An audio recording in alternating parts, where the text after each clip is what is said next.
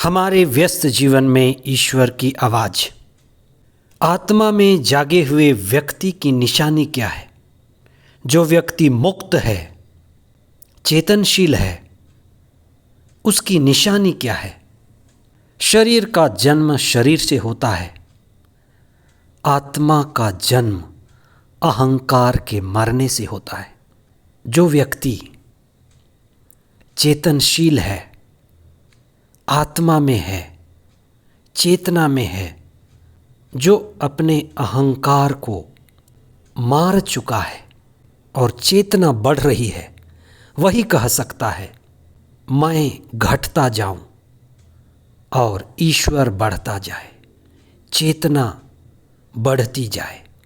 आज हम इस पर चिंतन करें।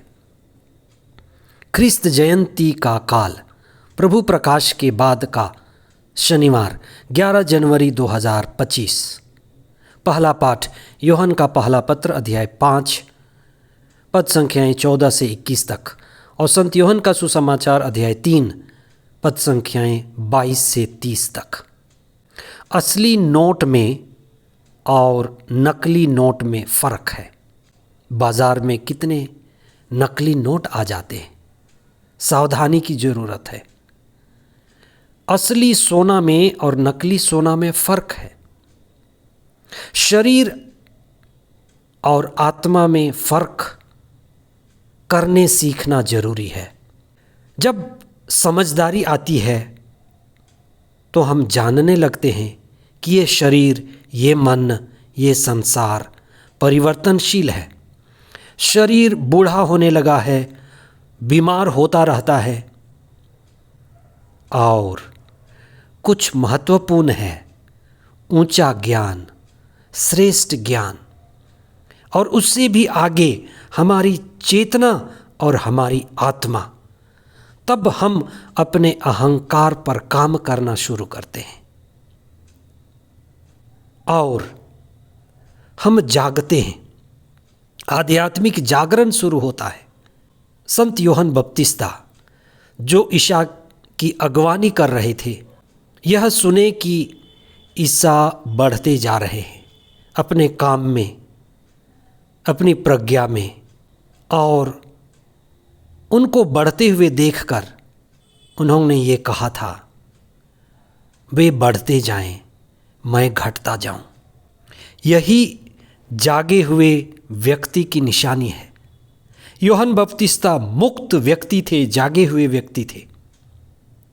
वही कह सकते हैं कि ईश्वर बढ़ता जाए, ईसा बढ़ता जाए, मैं घटता जाऊं। जो अहंकार से मुक्त हुआ है वही आत्मा से पूर्ण होता है।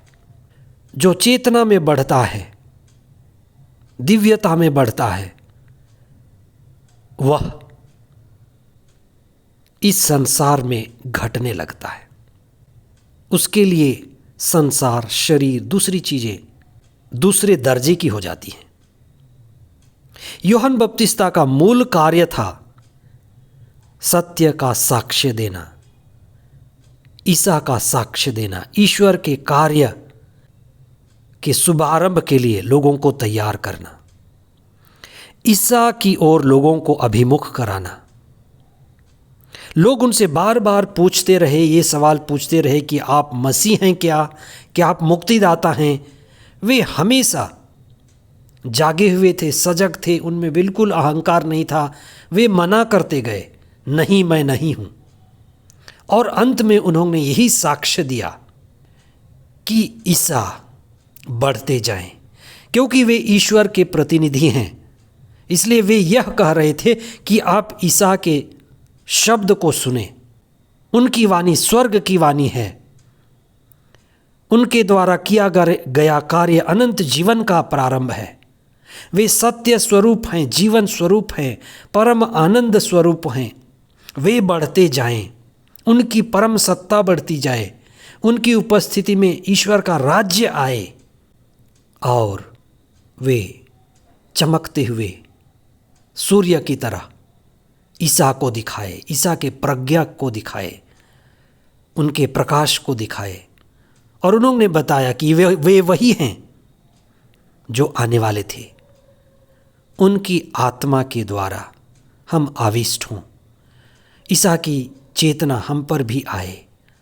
इसलिए हम कुछ समय मौन हो जाएं, प्रार्थना करें, पवित्र आत्मा के द्वारा संचालित हों और ईश्वर के महान कार्य को समझने के लिए, मुक्ति के अनुभव के लिए, परम आनंद की अनुभूति के लिए अपने आप को ईसा के साथ जोड़ें। आमीन।